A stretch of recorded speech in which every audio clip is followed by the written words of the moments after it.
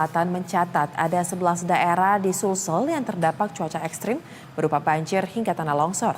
Kabupaten Baru, Sopeng, dan Maro termasuk wilayah dengan dampak paling parah sejauh ini.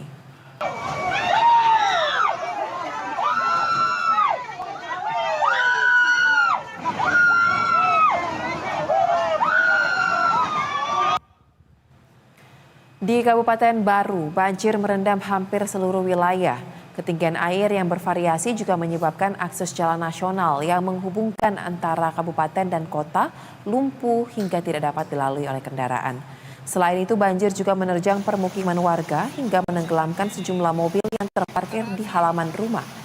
Badan Penanggulangan Bencana Daerah menyebutkan bahwa cuaca atau curah hujan dengan intensitas tinggi menyebabkan terjadinya peristiwa tersebut, ditambah dengan wilayah yang berada di pesisir laut menyebabkan wilayah ini pun dilanda oleh banjir.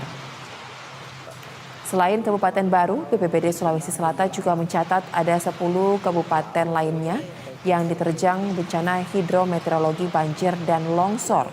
Wilayah tersebut adalah Kabupaten Goa, Kota Makassar, Kabupaten Maros, Pangkep, Parepare, Sidrap, Sopeng, Wajo, Bone, dan Jeneponto. BPBD menyebut Kabupaten Baru, Sopeng, dan Maros menjadi wilayah yang paling terdampak dari bencana ini.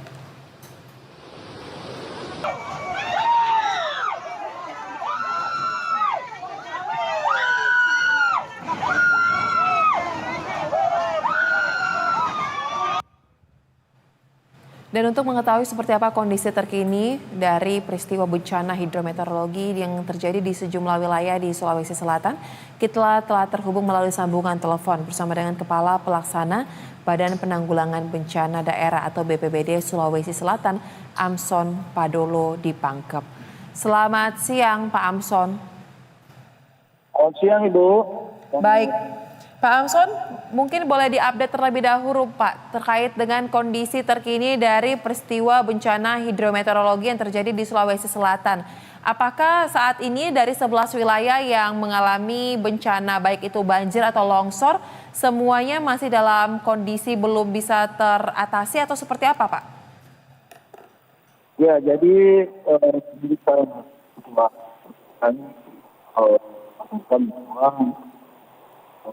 kemudian hasil kemarin kita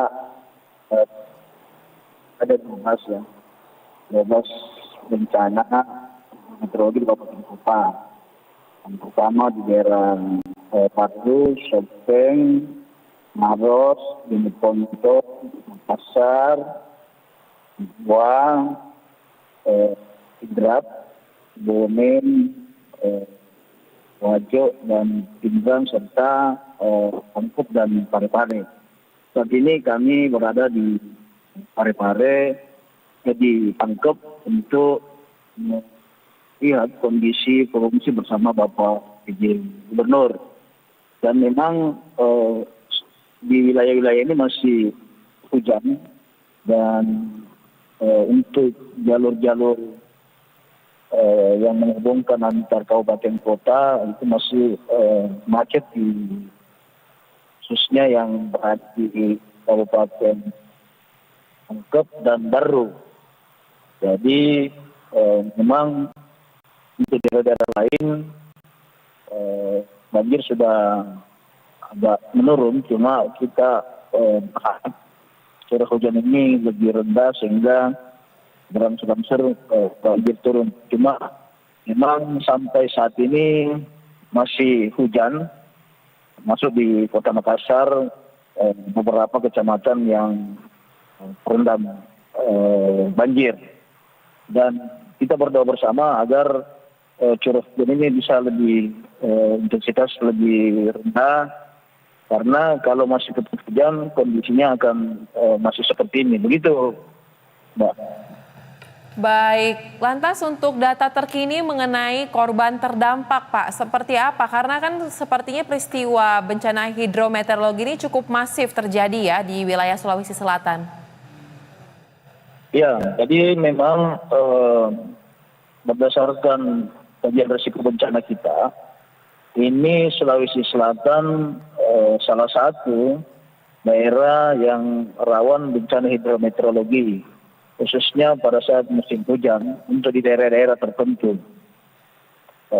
Untuk yang kami sebutkan itu antara lain di Maros, di Makassar, Bajo, Luwu, dan Baru. Memang ini zona berdasarkan zona kajian risiko bencana kita memang masuk dalam wilayah yang rawan banjir dan longsor.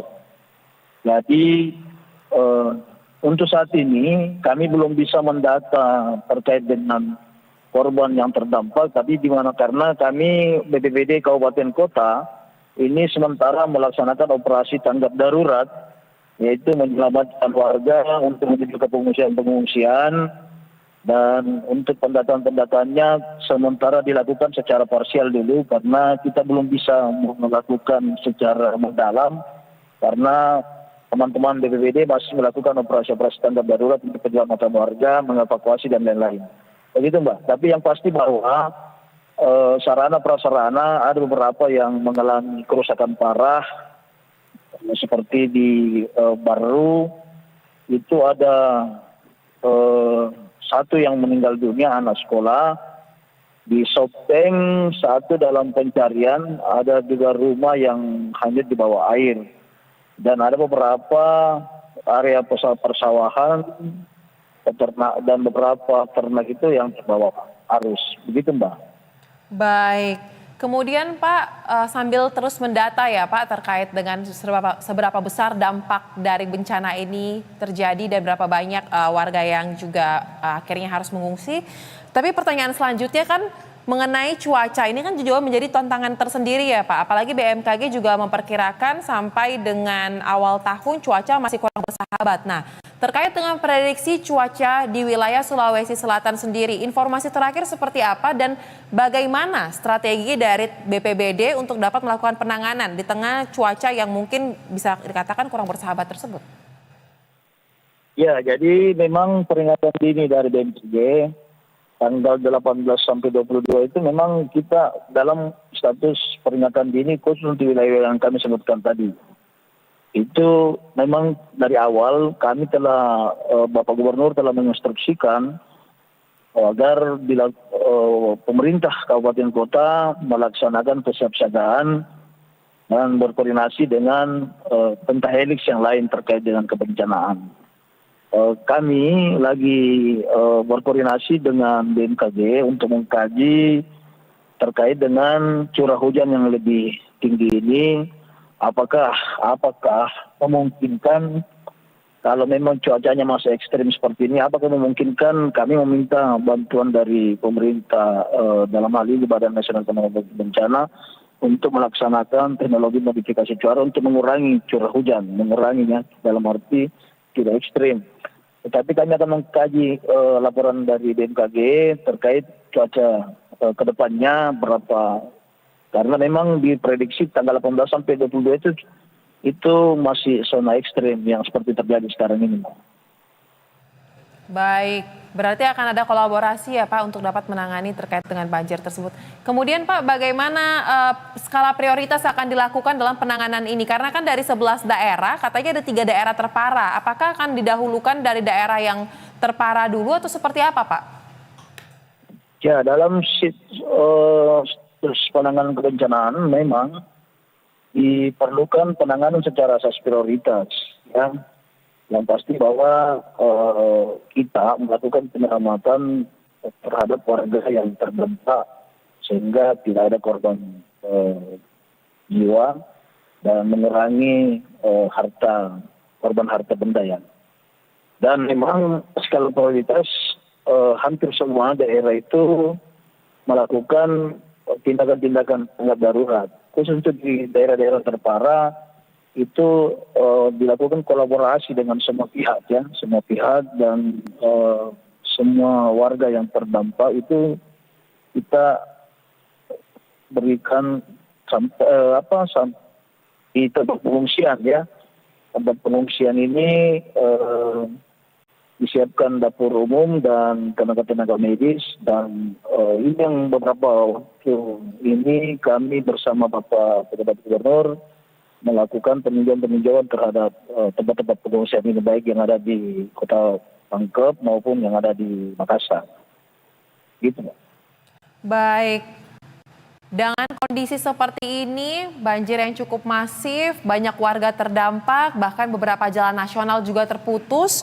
Apakah saat ini dari pemerintah setempat sudah bisa memutuskan ini merupakan status darurat bencana yang akan diterapkan di Sulawesi Selatan atau masih menunggu dulu Pak sampai dengan tanggap daruratnya selesai? Jadi jalan nasional ini, kalau jalan nasional yang menghubungi ini kan bukan terputus sebenarnya, tapi macet total ya, ada beberapa jalan macet. Kalau terputus kan tidak bisa dilalui karena curah hujan tinggi airnya, jadi agak terhambat jalurnya. Dan khusus untuk status, memang beberapa daerah itu sudah memasuki status siaga darurat, Mbak. Siaga darurat, dan Sulsel juga sudah akan melakukan status siaga darurat. Siaga darurat itu kita mengantisipasi sebelum menjadi, dan kita berharap tidak ada tanggap darurat ya kalau siaga darurat baru. Karena kalau tanggap darurat kan sifatnya lebih ekstrim, lebih besar. Tapi ini beberapa daerah yang terdampak ini memang dalam status siaga darurat seperti Baru dan beberapa daerah lain. Itu, Mbak. Baik, kami harapkan dan doakan agar proses penanganan bencana yang terjadi di Sulawesi Selatan ini dapat berjalan dengan lancar, tim semakin solid dan segera kondisi semakin baik lagi ya Pak. Terima kasih Bapak Amson Padolo, Kepala Pelaksana BPBD Sulawesi Selatan telah bergabung bersama kami di Berita Satu Siang. Salam sehat. Salam sehat dalam tanggung.